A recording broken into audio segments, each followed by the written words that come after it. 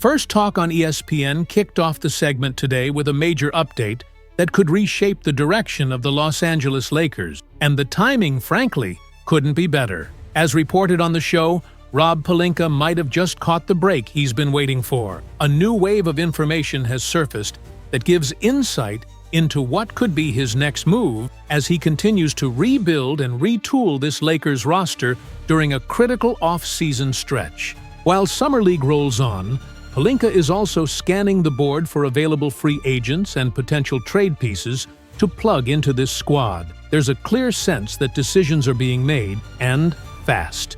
And with that, the panel jumped into a developing story that suddenly put the Lakers in a very favorable position. Word came down that the Charlotte Hornets plan to waive Josh Okogie after reportedly failing to find a trade destination before his contract guarantee deadline. That immediately turns him into one of the more attractive defensive options on the free agent market, especially for a team like the Lakers, who are still working with minimum salary slots. Josh Okogie, now unrestricted, could be signed for a veteran's minimum. And given the defensive needs the Lakers still haven't addressed, the timing here feels almost too perfect. The First Talk crew pointed out how Okogie, known for his elite perimeter defense and high motor, would be a natural fit for a team desperately needing help on the defensive end. While the Hornets tried to move him earlier in the offseason, nothing came together, and now he's free to be scooped up by any team. Multiple insiders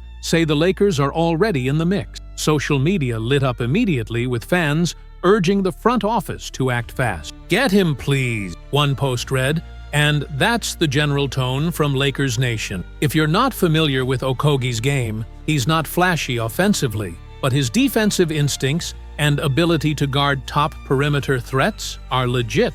As First Talk noted, this could be a classic case of the Lakers solving a need with smart timing. The buyout and waiver market isn't always exciting, but every so often a piece falls into place. In Okogie's case, this is a player who spent time in Phoenix and Minnesota before landing in Charlotte. He's known for toughness, defense, and occasional scoring spurts, although consistency from the field has been a weakness, especially early in his career. Last season, he put up solid numbers with the Hornets and remains a respected figure on the defensive end. But let's be real, his shooting has been a question mark throughout his NBA tenure. He's had a few stretches, notably in Phoenix, where he looked more reliable from deep, but overall, that's not why you bring him in. And that leads into the next layer of today's discussion on First Talk. The Lakers' projected starting five is essentially set at this point, with reports confirming that Andrew Wiggins won't be dealt, at least for now, and will remain with Miami. Any talks about a Rui Hachimura for Wiggins swap have fizzled. That means Pelinka and his staff are shifting focus directly to the second unit. Summer League has revealed some positives. Bronny James is showing flashes defensively. Dalton Knecht has had ups and downs, but the second unit still lacks identity. Jake LaRavia may be asked to chip in 10 to 12 points a night. Gabe Vincent could return and bounce back if he isn't dealt. Still, there's a glaring need for a consistent on-ball defender. That's where Okogie steps in. No one's expecting him to transform the offense, but defensively, he fits the mold. Some fans have compared him to Jared Vanderbilt, and the panel addressed that today. While there are some similarities, there's a strong case to be made that Okogie might be better suited for this particular version of the Lakers. And that's just the start of it, because the report didn't end there. And that brings us to the bigger question that the First Talk crew dove into today. What separates Josh Okogie from someone like Jared Vanderbilt? The consensus? It's all about the shooting. Last season, Okogie knocked down just under 35% of his threes. Now compare that to Vanderbilt, who has struggled to even break the 30% mark consistently.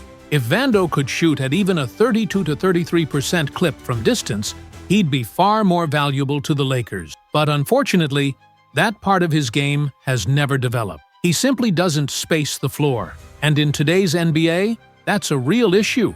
Okogie, on the other hand, still has upside. He's younger, and there's a belief that with time and the right system, he can develop more consistency on that end. He's not a lights-out shooter by any means, but he's at least shown flashes, especially in Phoenix. Interestingly, First Talk pulled up an old article from 2022, which already had the Lakers linked to Okogie back when he was just 24. That shows this interest isn't new. The Lakers front office has had their eye on him for a while. There's history here. The idea being floated now is simple.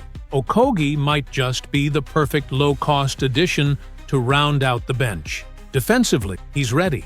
Offensively, well, that's where the debate comes in. But as one panelist said, if you can land a young wing defender with improving shooting for a vet minimum, that's a win. Of course, some fans online still have their doubts. One popular take said that while Okogie is solid, his offensive value is so limited that defenses would still ignore him completely. He might shoot 35%, but it's low volume, and that's not enough to shift a defense. Others argued that if given the choice, they'd take Marcus Smart over either Vanderbilt or Okogie. Why? Because Smart brings more to the table offensively, including playmaking, and could be an insurance policy if Gabe Vincent doesn't bounce back this year. That sparked a discussion on First Talk about role clarity and flexibility. Could Smart slide into a backup point guard spot? Could he take over some of those second-unit responsibilities? There's a lot to weigh here. One panelist even joked, hey, if both Okogie and Smart hit the market, why not just grab both? And that's where Rob Pelinka comes back into the spotlight. Lakers fans are watching his every move, and there's a noticeable split in how they feel right now. One poll that was shown on the show asked fans whether the team had improved, regressed, or stayed the same this offseason. The results were mixed. Let's look at what's happened so far. They've added DeAndre Ayton, Jake LaRavia, and Adama Sanogo. They've lost Dorian Finney-Smith, Markieff Morris, and Alex Len. First Talk was quick to point out the addition of Ayton alone gives the Lakers an actual starting caliber center, something they didn't really have last year. Jackson Hayes now moves into a backup role, which is probably where he belongs. The front court looks more complete, even if Finney-Smith's departure stings a bit. So, have they gotten better? Slightly. Have they taken a leap? Not quite, but they're at least filling the holes that were gaping a few months ago. And Pelinka still has time and tool, the veterans minimum, the trade market, to make another move. To wrap up today's segment, the First Talk crew briefly hit on Summer League takeaway. Darius Bazley hasn't stood out the way some hoped. Dalton Knecht was a 13 in his last game, despite putting up 8 points and 7 boards. Not ideal. But on a brighter note, Bronny James is starting to settle in. He looks more comfortable with each game, especially on defense. And Cole Swider? He's quietly building a case for a rotation spot. His shooting has been legit. And in a bench unit that desperately needs spacing, that matters. The only concern? His overlap with LaRavia. Both guys play similar roles. So, where does that leave the Lakers? Still in the middle of a roster evaluation. Pelinka and the front office have tough decisions ahead. Whether that's prioritizing defense with Okogie, versatility with Smart, or giving minutes to guys like Swider and Bronny. Let us know what you think. Has the team done enough this summer? Who do you want to see in purple and gold when the season tips off? More updates are coming soon. But for now, First Talk signs off with one message. Eyes on Pelinka. The next move could define everything.